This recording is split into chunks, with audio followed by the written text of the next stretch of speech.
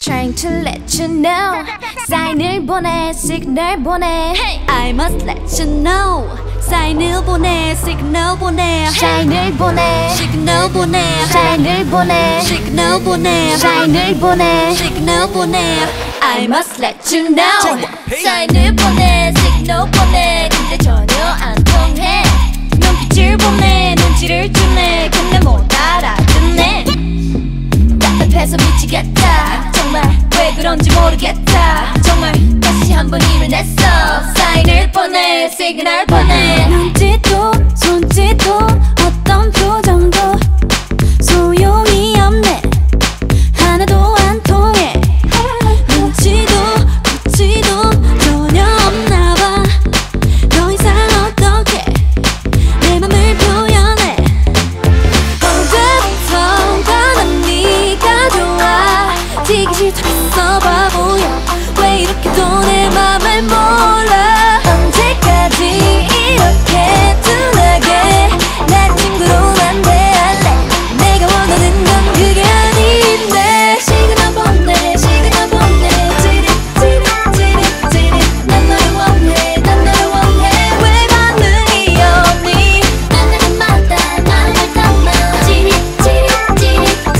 기다리잖아 다 보이잖아 왜 알지 못하니 Trying to let you know 사인을 보내 시그널 보내 I must let you know 사인을 보내 시그널 보내 널 보며 웃으면 알아채야지 오늘만 몇 번째 널 보며 웃는데 자꾸 말을 걸면 느껴야지 계속 네 곁에 머물러 있는데 언제부턴가 난 네가 좋아 지기 싫다했어 바보야 왜 이렇게도 내 맘을 몰라 언제까지 이렇게 둔하게 날 친구로만 대할래 내가 원하는 건 그게 아닌데 시그널 보내 시그널 보내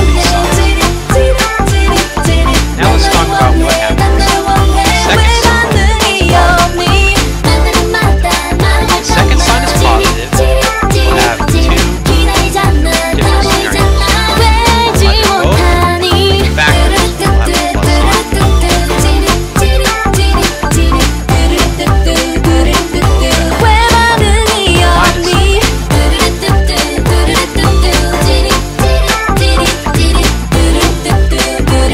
Now let's see 사인을 보내 시그널 보내 근데 전혀 안 통해 눈빛을 보내 눈치를 주네 근데 못 the 알아듣네 second sign is positive. These are the 답답해서 scenarios that we will 미치겠다 have. 정말 왜 그런지 모르겠다 정말 다시 한번 일을 냈어 This 사인을 보내 시그널 보내 will be the scenario that we'll have. If the first sign is negative, then that means that this will be the scenario that we will have. So to review, if the second sign is positive, then both factors will have the same sign, either both negative or both positive. And now the first sign will tell us what that sign is. If it's negative, then they'll both be negative. If it's positive, then they'll both be positive.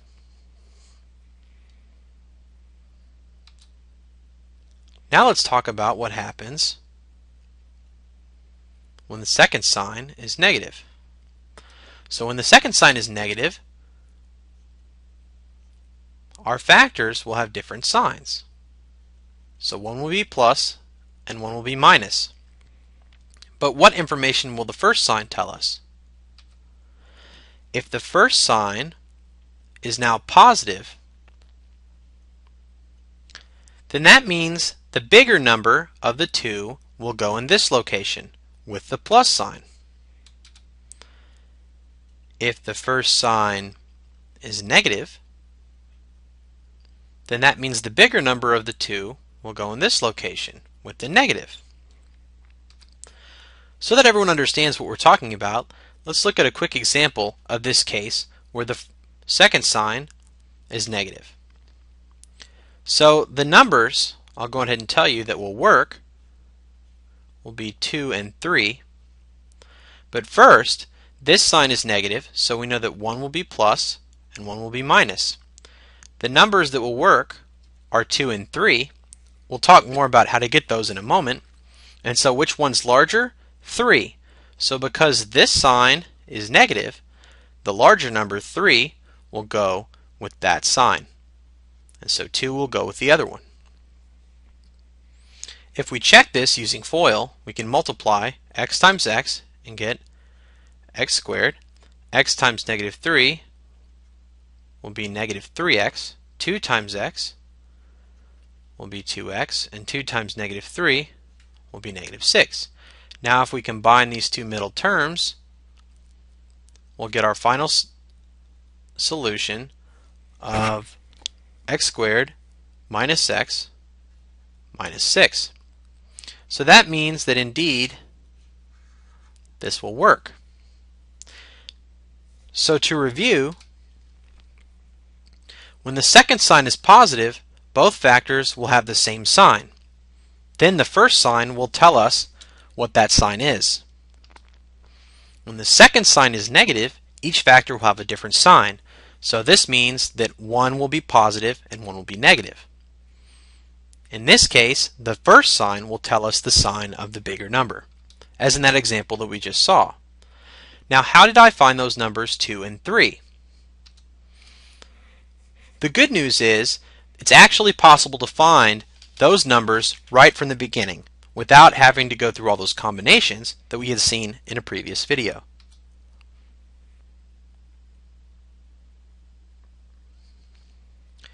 What we can do is we say to ourselves that we want to find two numbers that multiply together to get this number, but do this operation to get this number. Now I don't look at the sign here. I just look at this sign. So what I want is I want two numbers that multiply together to get 15 that add together to get 8. So if I list the factors of 15, 1 and 15, those add together to get 16. 2 won't work. So 3 and 5, those add together to get 8. So those are indeed the numbers that I need. Now I look at my signs and I use my sign tricks to be able to tell me where my signs need to go. So remember, the second sign is positive, so that means that both are going to be the same. The first sign is negative, so that means that they're both going to be negative. And then I can fill in my numbers of 3 and 5. Let's look at another example.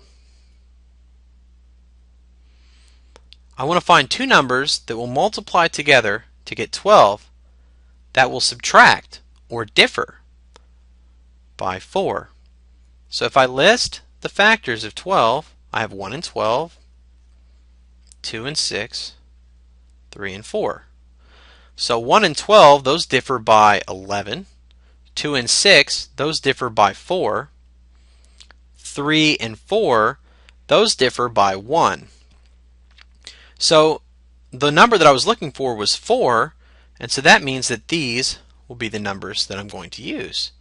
Now I use the tricks about signs to tell me where my signs will go.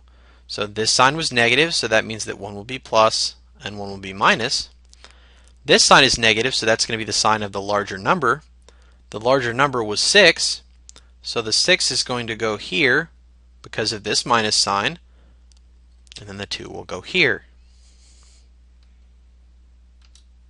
Let's look at another example. I want to find two numbers that will multiply together to get 20 that will add together to get 9. So if I list the factors of 20, 1 and 20, 2 and 10,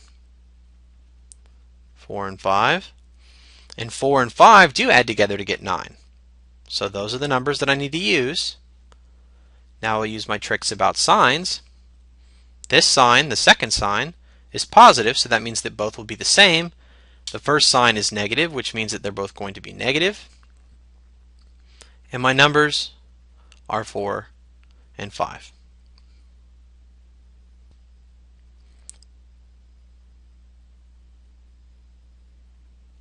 Example 6. I want to find two numbers that will multiply together to get 32 that will differ by 14. So first I'll list the factors of 32. 1 and 32, 2 and 16, 4 and 8. So now let's find the ones that differ by 14. That would be 2 and 16. So those are going to be our numbers. Let's use our tricks about signs to show us how that these will factor. This second sign is negative, so that means that one will be plus and one will be minus. Our first sign is positive, so that means that our larger number will be positive. Our larger number was 16, so 16 will go here and 2 will go here. Now let's talk about how to factor trinomials when a is not equal to 1.